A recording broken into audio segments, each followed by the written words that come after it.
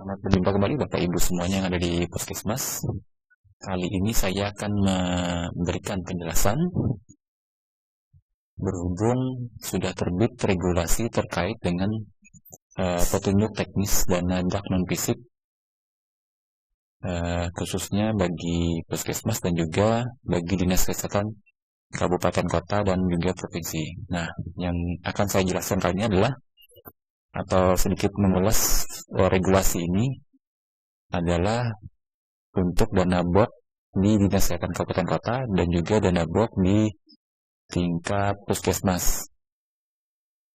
Mengapa ini perlu dijelaskan? Karena mungkin Bapak Ibu semuanya yang ada di Puskesmas perlu mengetahui secara mendalam setelah beberapa waktu lalu telah dijelaskan oleh narasumber dari Kementerian Kesehatan di beberapa video terkait dengan petunjuk teknis penggunaan dana BOT baik itu Puskesmas dan juga provinsi.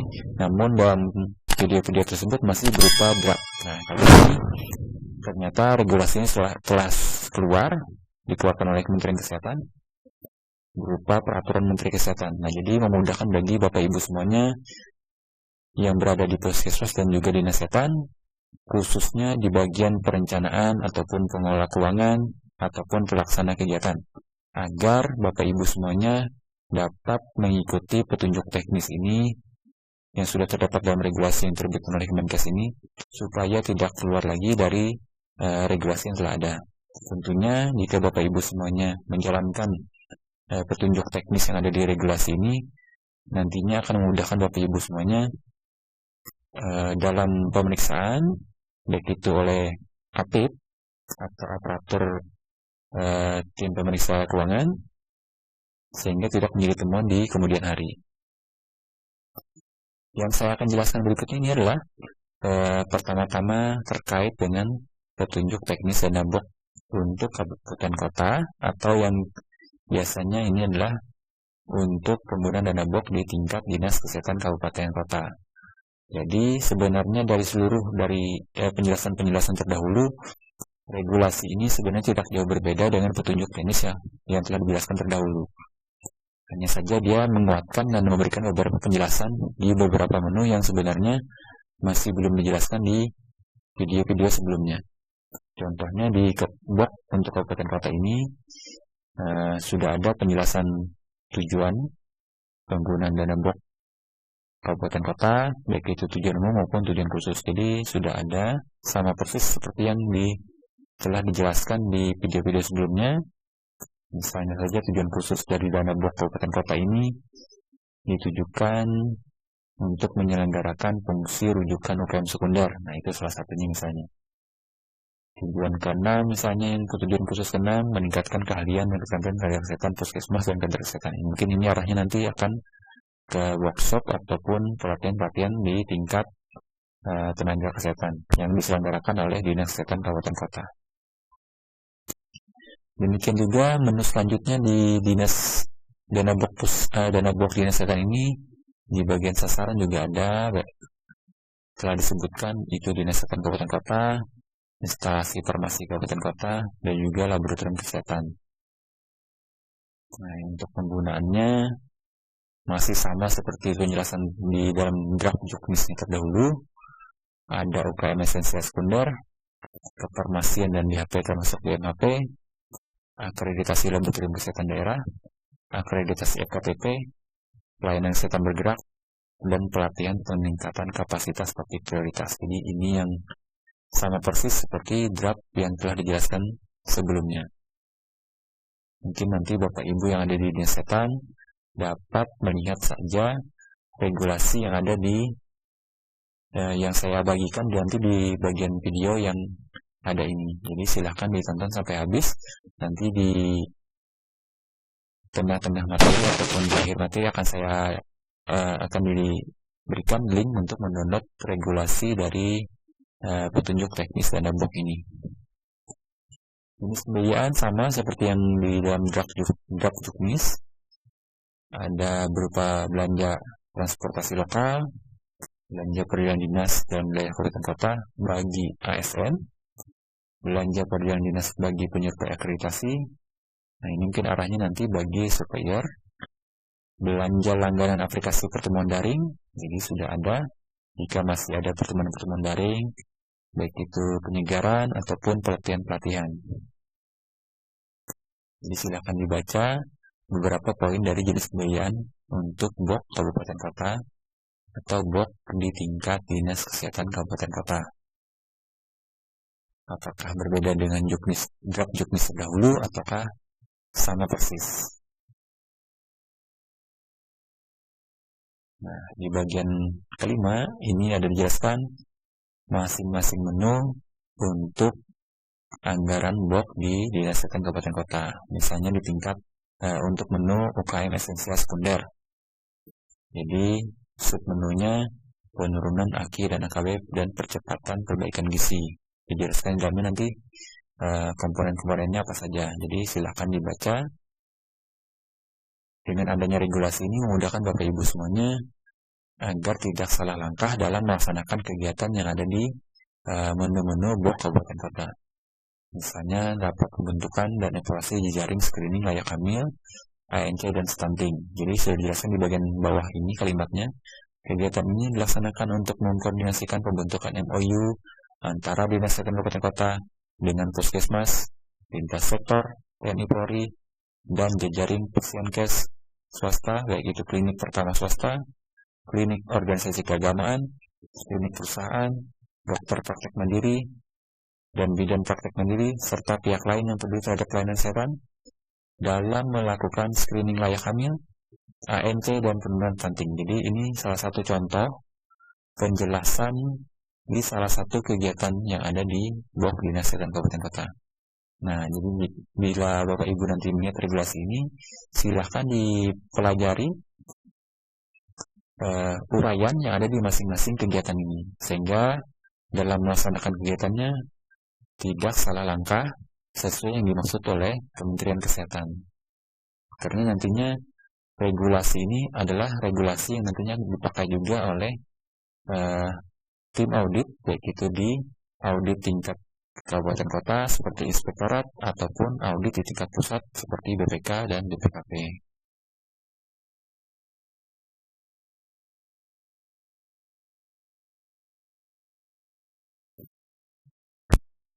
Nah, lalu yang terakhir, yang selanjutnya misalnya tempat tunggu kelahiran atau TTK.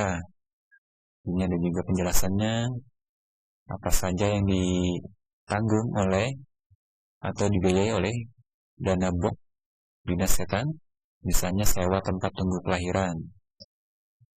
Jadi apakah itu sewa rumah, penginapan atau losmen yang digunakan, ataukah gedung asrama milik pemerintah, transportasi bagi tenaga kesehatannya, atau bagaimana, silakan dibaca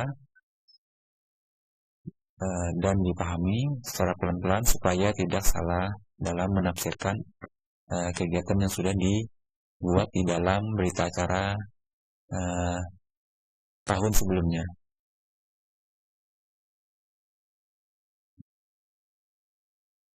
Untuk selanjutnya kita akan melangkah ke dana BOK untuk Puskesmas.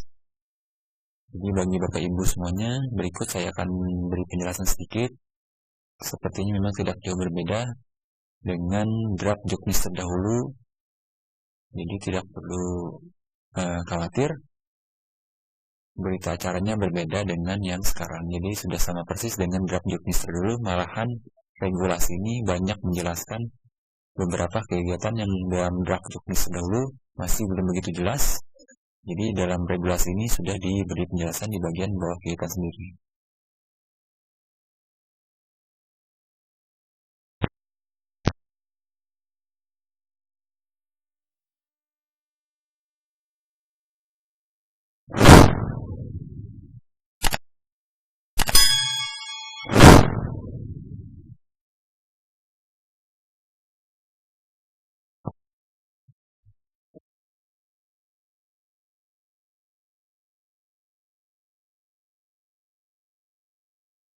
Nah, ini dana BOK Puskesmas sudah ada tujuannya sama, susunan penjelasannya baik itu tujuan umum, tujuan khusus, sasaran, penggunaan.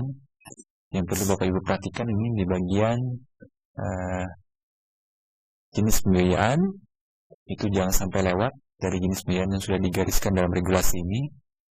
Jadi ada beberapa item dalam jenis pembiayaan, misalnya item pertama itu adalah belanja transportasi lokal, petugas kesehatan, kader, serta lintas sektor.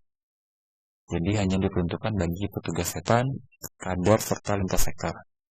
Begitu juga item kedua, belanja perjalanan dinas dalam wilayah kerja puskesmas bagi ASN puskesmas. Jadi hanya bagi ASN puskesmas di dalam wilayah kerja puskesmas. Jadi bukan ke arah luar wilayah kerja puskesmas seperti kabupaten dan yang lainnya atau keluar daerah. Selanjutnya misalnya item ketiga, belanja praktek pendukung kegiatan survei, pengendalian vektor, penemuan kasus, deteksi dini, screening TOPM, dan penunjukan STBM. Jadi silakan dipelajari kembali item-item dalam jenis pembiayaan. Kalau tidak salah ini sama persis seperti draft terdahulu, tidak jauh berbeda. Jadi tidak perlu terlalu banyak dilihat. Mungkin Bapak Ibu bisa langsung loncat ke bagian menu kegiatan blok puskesmas sendiri. Nah, nanti ada penjelasan di bagian masing-masing item kegiatannya. Mudah-mudahan dengan adanya terbit regulasi ini tidak malah mempermudah Bapak Ibu semuanya dalam melaksanakan kegiatan karena sudah ada penjelasan dari masing-masing kegiatan.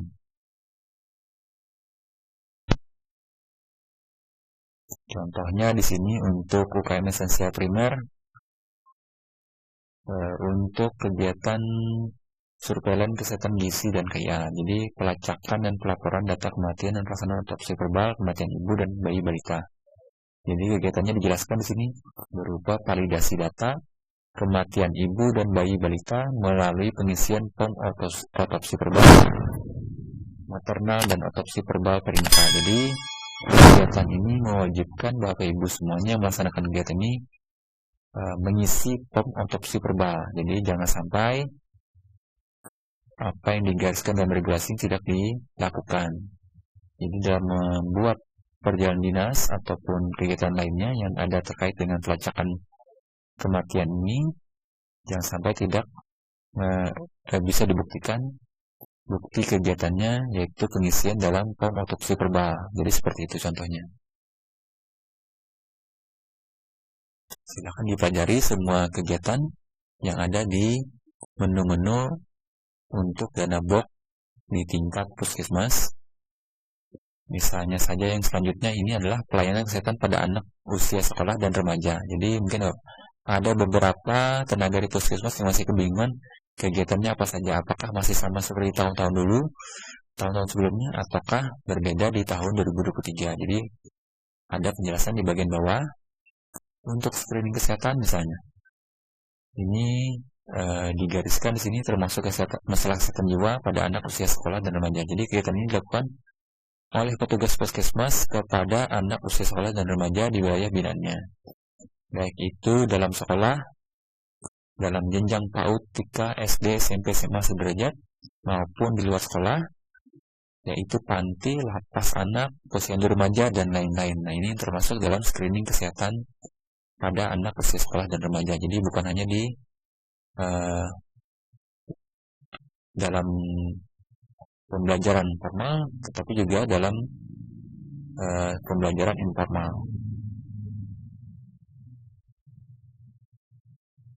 Screening kesehatannya berupa pemeriksaan kesehatan baik itu status gizi, tanda vital, kebersihan diri, dan sebagainya. Jadi ada penjelasannya, silakan diikuti.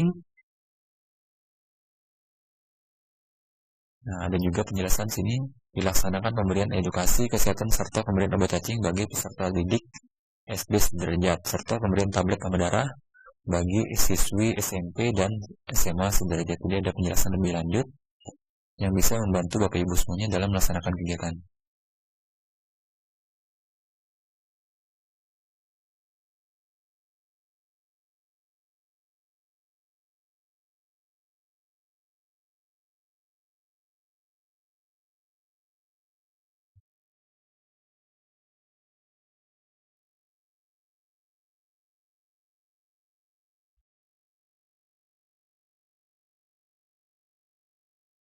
Nah, yang paling penting di sini seperti menu insentif tenaga UKM Puskesmas, seperti yang dijelaskan terdahulu, itu untuk tahun 2023 berbeda dengan tahun 2022, di mana untuk tahun 2023 ini dia punya konstanta lebih tinggi dari konstanta tahun 2022. Jika tahun 2022 konstantanya ditetapkan hanya 7,5% insentif UKM-nya, maka pada tahun 2023 konstanta yang diberikan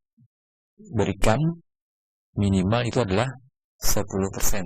Jadi lebih tinggi yang akan didapatkan Bapak Ibu semuanya melaksanakan kegiatan UKM di lapangan.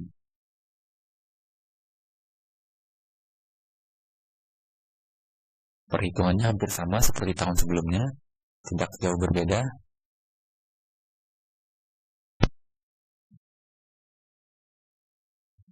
Nah, ini seperti yang dapat dilihat pada halaman 92, perhitungan insentif bagi petugas puskesmas dan pelaksanaan UKM. Jadi, dapat dilihat di sini nilai konstantanya adalah 10% dari penyerapan dana BOK pada bulan sebelumnya. Jadi, ini nilai konstantanya naik dari 7,5% menjadi 10%.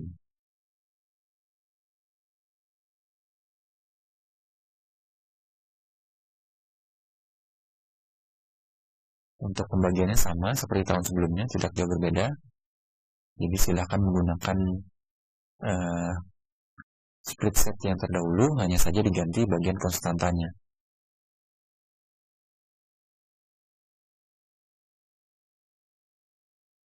Nah, ini bagi Bapak Ibu yang masih kesulitan dalam membagi insentif UKM, jangan lupa membaca pada halaman 94 terkait dengan pengisian instrumen insentif UKM atau pengisian pada tempat insentif UKM. Jadi, misalnya nama puskesmas itu diisi dengan nama puskesmas, nama kabupaten diisi dengan nama kabupaten. Lalu misalnya di sini jumlah penduduk, ini mungkin masih mudah diisi oleh Bapak Ibu semuanya. Nah, ini bulan penyerapan BOK diisi dengan nama bulan penggunaan anggaran BOK 1 bulan sebelumnya atau B-1. Jadi misalnya Bapak Ibu semuanya berada pada tanggal 5 bulan Agustus, maka Bapak Ibu baru bisa membagi yang bulan Juli. Jadi dana anggaran yang dihitung adalah penyerapan bulan Juli. Dana BOK atau insentif UKM yang dibagi adalah insentif bulan Juli. Jadi Bapak Ibu harus berada pada bulan sesudahnya baru selesai bisa dihitung insentif dari UKM BOK ini. Jadi silahkan dibaca dan dipelajari penjelasan mengenai pengisian tempat UKM Puskesmas pada halaman ini. Halaman 94 di regulasi ini.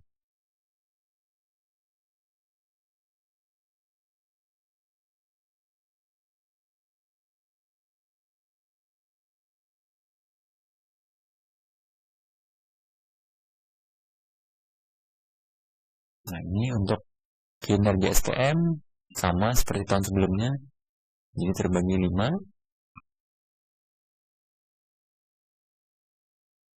Lalu tingkat kesulitan ini sesuai dengan kategori masing-masing puskesmas yang ditetapkan oleh kepala daerah. Misalnya saja puskesmas A di dalam peraturan bupati atau wali kota itu dia berada dalam kategori puskesmas perkotaan, maka dia dapat indeks tingkat kesulitan 0,08. Jadi diisi seperti ini. Demikian juga beban kerja, kalau tidak salah ini akan muncul sendiri dalam template insentif jika kita telah mengisi jumlah penduduk yang ada di dalam wilayah cakupan puskesmas itu sendiri. Jadi tidak perlu mengisi karena dia akan otomatis mengisi nilai dari beban kerja itu sendiri.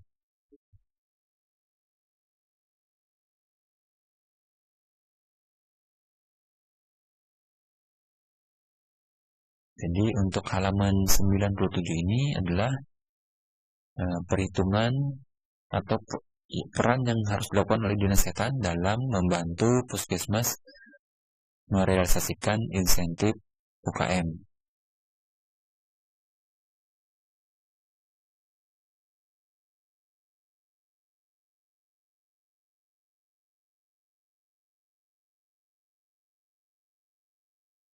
Nah, mungkin bagi Bapak Ibu yang ada di Dinas Kesehatan yang memastikan adanya data untuk puskesmas terkait dengan indeks kinerja SPM dapat dibaca pada halaman 98, cara pengisian indeks kinerja SPM puskesmas. Mungkin Bapak Ibu yang ada di Dinas Kesehatan sudah memiliki file template atau spreadsheet Excel untuk menghitung indeks kinerja SPM. Jadi silakan dibaca. Ini pada poin kedua dengan subnya A, nama puskesmas. Misalnya di sini nama puskesmas Mawar diisi. Jadi kita hitung satu persatu nama puskesmas masing-masing dari set ini.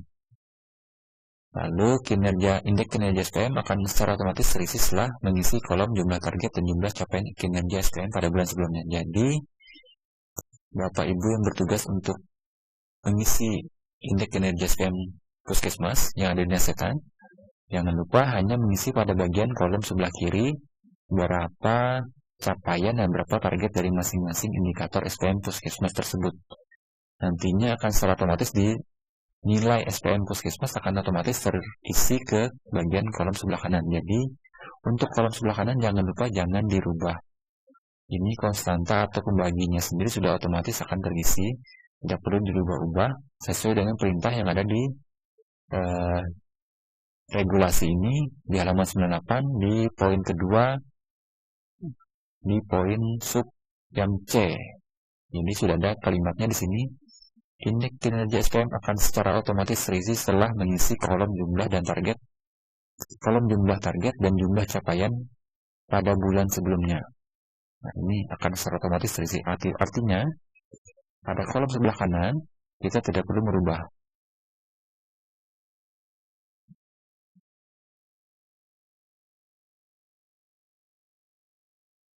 Nantinya jika sudah direkap semuanya, inilah yang indeks kinerja SPM dari masing-masing puskesmas yang wajib diberitahukan oleh Dinas Kesehatan kepada puskesmas masing-masing supaya puskesmas dapat menghitung atau membuat draft perhitungan insentif UKM di puskesmas tersebut yang nantinya akan diverifikasi kembali oleh Dinas Kesehatan apakah sudah betul pengisiannya ataukah masih belum tepat, sehingga perlu dilakukan perbaikan. Inilah peran Dinas Kesehatan dalam membantu puskesmas merealisasikan insentif UKM.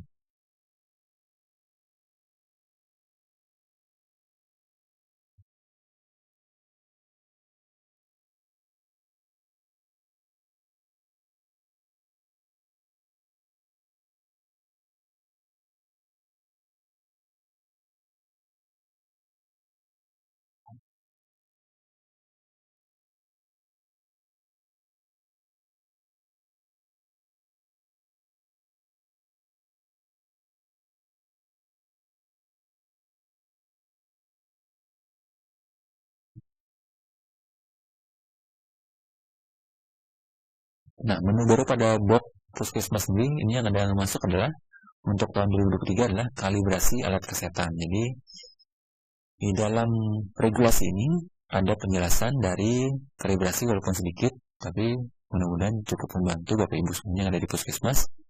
Contohnya daftar alat yang bisa dilakukan kalibrasi. Jadi di sini ada daftarnya sekitar 18 daftar alat kesehatan yang bisa dilakukan kalibrasi. Jadi silakan dilihat alat-alatnya apa saja.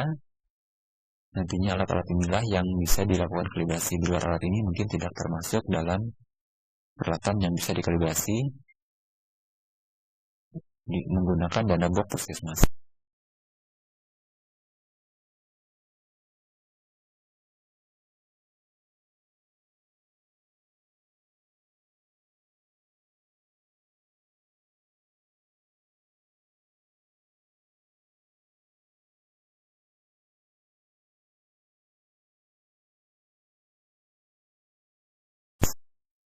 Untuk bab 4, regulasi ini menjelaskan mengenai pengelolaan dana bantuan box puskesmas dan standarisasi rekening puskesmas dalam rangka penyaluran langsung box puskesmas ke rekening puskesmas. Jadi penjelasan sini adalah sama seperti penjelasan pada video-video sebelumnya, di mana ada syarat-syarat yang harus dipenuhi puskesmas dalam menerima dana box salur dari Kementerian Kesehatan. Misalnya dalam hal pembukaan rekening, jenis bank yang ditunjuk, lalu syarat-syarat dalam pembukaan rekening puskesmas dan juga dalam hal penyaluran, misalnya harus melaporkan realisasi penggunaan anggaran di dalam Erenggar. Jadi tidak jauh seperti itu penjelasan dalam bab keempat ini.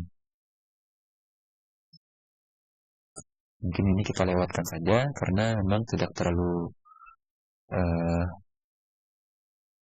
agak sulit penjelasannya. Nanti Bapak Ibu dapat berkoordinasi antara puskesmas dengan dinas kesehatan karena biasanya dinas kesehatan lebih mendapatkan informasi lebih biasanya dari Kementerian Kesehatan dalam membimbing puskesmas di wilayah kerja dalam mempersiapkan penyaluran dana BOK puskesmas itu.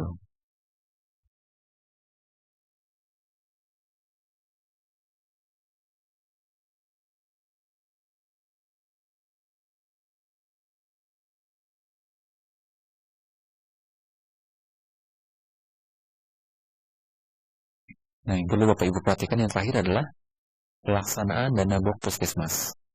Jadi di sini diberikan penjelasan atau penekanan dari regulasi ini.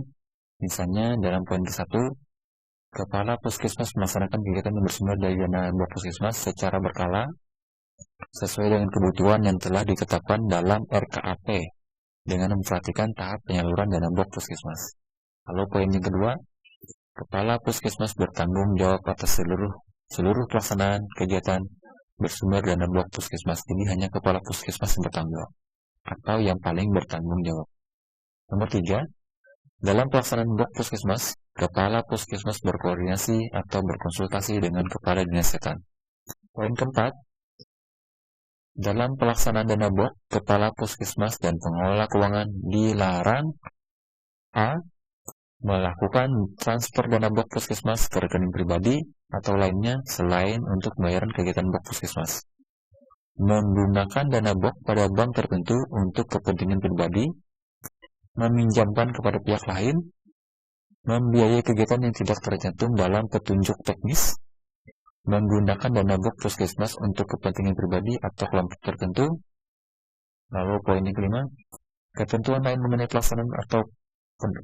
pelaksanaan dan penatausahaan dana BOK puskesmas dilakukan sesuai dengan peraturan menteri yang membidangi urusan pemerintah dalam negeri. Jadi ini adalah penekanan terakhir dalam regulasi ini supaya Bapak Ibu semuanya yang ada di puskesmas, khususnya Kepala Puskesmas dan pengelola keuangan, dapat mengikuti regulasi ini dan tidak melanggar dari ketentuan sudah ada. Jadi poin-poin terakhir ini usahakan untuk Bapak Ibu semuanya dilaksanakan sesuai dengan arahan dari regulasi yang ada di Juknis ini. Karena nantinya Juknis inilah yang akan menjadi pedoman dalam audit Bapak Ibu semuanya untuk pertanggungjawaban pengelolaan keuangan dana BOK di tahun 2023, di mana nantinya penulisannya mungkin dilakukan di akhir tahun 2023 ataupun di tahun berikutnya. Jadi jangan sampai pengelolaan dana BOK tahun 2023 malah menjadi temuan oleh tim pemeriksa atau tim audit yang datang ke puskesmas Bapak Ibu semuanya. Jadi laksanakanlah dana BOK ini sesuai dengan petunjuk teknis yang sudah ada. Diharapkan dengan adanya petunjuk teknis ini Bapak Ibu semuanya tidak lagi keluar dari regulasi yang sudah ada. Jadi itu poin terakhir yang diberi penekanan oleh Kementerian Kesehatan. Mungkin itu saja penjelasan dari petunjuk teknis ini. Silakan Bapak Ibu semuanya yang ingin mendownload regulasi dari petunjuk teknis ini jika belum memiliki materinya. Sekian dan terima kasih.